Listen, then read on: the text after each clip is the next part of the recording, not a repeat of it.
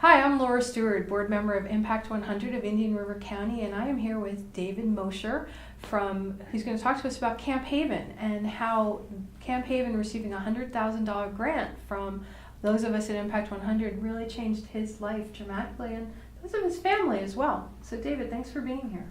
My pleasure. I appreciate the opportunity to help, to give back. Now, when we spoke briefly before this, you shared this amazing story. Please share with us how this grant changed your life, being able to be at Camp Haven. Well, Camp Haven gave me an opportunity to change my life. Camp Haven isn't for people who just need to change. It has to be for people who want to change and are willing to put the work in to change. And I came to that point. Everything had gone very badly for me because of bad choices, because of mental illness, because of addiction, because of a series of unfortunate events. But a lot of it's because of my own immaturity. I had come to the point after having had some success in earlier life. I'd come to the point where I'd burned my bridges behind me. I wasn't welcome in my parents' home. That had to be really hard. It was very difficult, and I really felt all alone, and I didn't have anywhere else to turn. I had some faith in God, but I didn't have any faith in myself. So fortunately, I came to the point where I had the gift of desperation. That's an interesting gift. And it was a gift I needed to have, and I'm glad God gave me that gift of desperation. I had the humility to ask for help. And it's hard to ask for help, but I went and I asked for help, and I went into the office of Camp Haven and stopped being self-sufficient and thinking, I can do this, I can fix this, I can get back together, I can get it back together, I can make this work, and said, I can't. What I'm doing isn't working. Please, can you help me? And how did they help you? Well, first of all, being at Camp Haven gave me hope. It gave me the accountability and structure that created a platform on which I could I could affect change for my life, that I could actually have the opportunity to make that change, where I wasn't scrambling just to survive. The educational opportunities there and the support of the staff and other residents was what I needed to be able to start thinking about myself differently. My self-perception was terrible. Because of failing myself and failing others, my self-perception that's something I really needed to get over. And that was something which the daily meetings that we had really helped us a lot as far as changing our self-perception. We have one of the things that the funding that Impact 100 did was allow them to have counselors and to have a therapist and to have the buildings available where we can feel safe. We don't have to worry about having a roof overhead. I was homeless when I got there. There was food available. A lot of these basic things I didn't have to worry about, so I could focus on myself a little bit. Although that sounds selfish to focus on oneself, I needed to instead of focusing on things. The problem was elsewhere. The problem was with me. Well, and it sounds like you not only had to start thinking about yourself, but you needed to stop thinking about survival so that you can get better. And Camp Haven and the Impact 100 grant created a physical place where you felt safe and nurtured so that you could focus on healing. It gave me the chance to, I'm not introspective by nature, but it gave me the chance to look at what's not working. Who am I? What can I do differently? What works for some people? What can work for me? And one of the wonderful things about Camp Haven is they don't offer a cookie cutter solution, because people's problems are different, and the solution is going to be different for different people. Men come in there with a variety of situations that have brought them down a bad path. Okay. So they've come to an unfortunate place in their life where they have nowhere to turn. For some people, it's marital problems. For some people, it's legal problems. For some people, it's mental illness. For some people, it's Um, it can be so many different reasons why people come to their wits' end.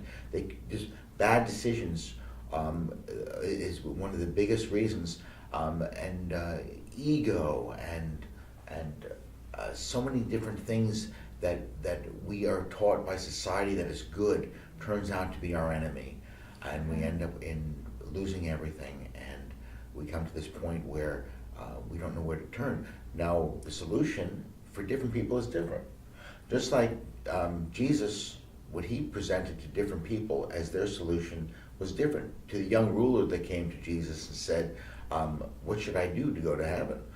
Jesus said, well, you follow all the law, follow what the law says in the Bible. And the young ruler says, well, I've done all that. And Jesus says, well, sell all your possessions and follow me. And he had trouble doing that. Does Jesus want all of us to sell all our possessions? No, but for that young ruler, he knew that was his idol. That's what he was idol. For me, drugs was an idol for me. For some people, it's sex. For some people, it's work. For some people, it's their self-sufficiency. For some people, there was one man there who hadn't left his apartment in months, and he was emaciated. And Mrs. Jenke went in and helped him, gave him a place. He was being kicked out and put on the street, gave her a place to live. Different people had different things that they had grasped onto and lost touch with reality on how to function in society. And you learned skills to re-enter? Concrete skills on how to function in society. Okay. It's a wonderful place because we learn how to get along with people again, how to function with people, how to be in relationship, how to have connection. Okay. One of the problems that I've had, and I think a lot of the men had coming in there, is we had lost the ability to have a genuine connection with other people. And I think a lot of people who are suffering from homelessness lose the ability to have a genuine connection with others and hence with society. So relearning how to connect, because it's a community there. Right. It's a community, it's like a family. The first day I was there was my birthday. Wow, that's a powerful day. And they actually had a birthday cake for me. And it was incredible because, like I said, I wasn't welcoming my own family's home on my birthday, but there was like a new family for me. And it was incredible. I'll never forget that. It was an opportunity. Now, some men come and they waste that opportunity. They stay there for a while and they don't take advantage of it. Not everybody's a success story, but it's amazing how many success stories there are at Camp Haven. I've seen so many men come in and stay, some for 6 months, some for 10 months like me. I stayed for 10 months, some for over a year, but turn things around. Ups, downs. Right. Like I said, it's not cookie cutter. People have their different path, but there's really attention and caring and thoughtfulness. What does this man need? What does that man need? Right. What does he need to face? What does he need to learn? Some of the men need to go back to school. Most of the men need to find a job, Right. whether they're going to school or not. Which is very difficult as a homeless person to find a job. Very difficult to find a job, and also several of us were felons, and as a felon, it's very difficult to find a job. Now, one thing that Camp Haven does is connects the men with a lot of agencies which are available to help. Okay. There's a lot of government agencies and different organizations, churches, and a lot of different groups that are available to help. There's help available. So because Impact 100 funded Camp Haven, all these things were made possible for you and There's a other place men. to go to get that help. Okay. When you're living in the woods, or you're squatting in a building, or you're languishing in jail, or you're in a mental hospital, or you're doing crime because you're trying to survive because you don't have food, you're not focusing on receiving that help which is out there to get back on your feet. There's help out there for men, again, not just who need it, but men who want it and are willing to do the work to get it. But you have to know you have to know what is available. So not only is the resources that Camp Haven has available, but they help access other resources in the community that's available. But like you said, not having to worry about a roof over your head, not having to worry about where you're going to sleep, where the food's going to come from. where the food's going to come from, allows you to worry about it. It's like Maslow's hierarchy of needs. You right. know, if you're consumed with having your basic needs met, you can't get out of this situation you're in. Right. Having your basic needs met allows you to really focus on making the change and then becoming normal. It still amazes me that I'm now what is normal, but I'm considered by what's most people to be a normal part of society now. I work, I help people. I try to be a servant to my clients. You started your own business. Have my own business again. One of the reasons I have my business is I couldn't get a job because I'm a felon, right. and I really tried. I'm not saying you can't, because you can, but it's difficult, especially in my field. But I was able to over time. There are still people willing to give you a chance. Right. There are still people willing to give you a chance that want to see you succeed, especially if they see you trying. My relationship with my family has come back again. That's wonderful. And they've been supportive. So between work growing, my relationship with my family growing, my continued relationship with Camp Haven, I still go back there.